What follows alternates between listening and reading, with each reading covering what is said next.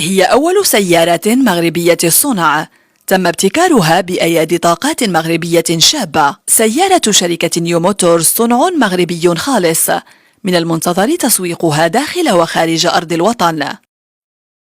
سيارة نيو اللي مصنوعة في الرباط في المعمل في عين عودة، وهي سيارة مغربية لأنها فيها الكهرباء، هي فيها الموتور PSA او ماروك اللي مصمم في المغرب،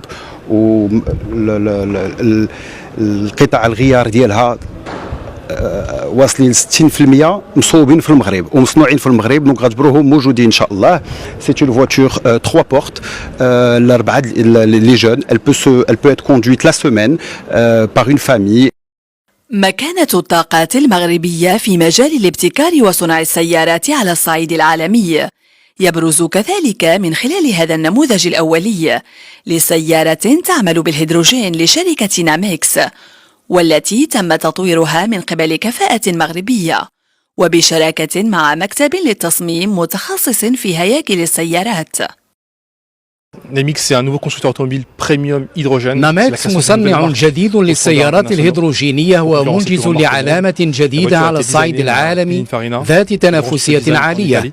السيارة تم تصميمها مع بينين فارنيا، أكبر المصممين الإيطاليين الذين لهم باع طويل في هذا المجال. الغاية من هذا الإنجاز هو توفير سيارة عائلية ذات دفع رباعي طولها 5 أمتار وعرضها متران مع امتيازات بيئية. من خلال استخدام الهيدروجين بإمكان السيارة قطع مسافة 800 كيلومتر بمدة شحن لا تتعدى 4 دقائق. يتوقع إنتاج السيارة أواخر سنة 2026 ليتم تصديرها إلى أوروبا والولايات المتحدة الأمريكية، وليتم أيضا تسويقها وطنيا، علما بأن التصميم الداخلي للسيارة تم بكفاءات وطنية.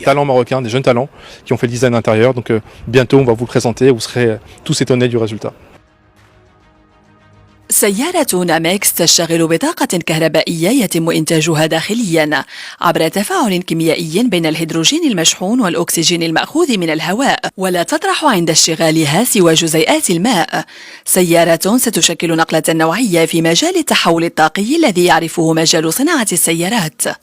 اليوم رز كبير بالنسبة للصناعة المغربية ككل وبالنسبة لصناعة السيارات، بحيث أن سيدنا الله ينصره تفضل تكريم 2 ديال المقاولين مغاربة مبدعين مغاربة، أول علامة سيارات مغربية اللي تفضل بها وكرمها سيدنا الله ينصره، ونموذج ديال سيارة مبتكرة رفيعة المستوى بمحرك الهيدروجين.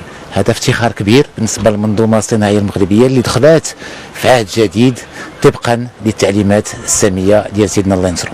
مشروعان مبتكران من شأنهما تعزيز علامة صنع في المغرب وتدعيم مكانة المملكة كمنصة تنافسية في مجال صناعة السيارات، المجال الذي عرف تحولا متسارعا خلال العقدين الماضيين بفضل مستوى التكوين الذي واكب التحول العالمي في مجال صناعة السيارات، وهو ما جعل الأطر والكفاءات المغربية تبرز بشكل لافت في هذا القطاع الواعد.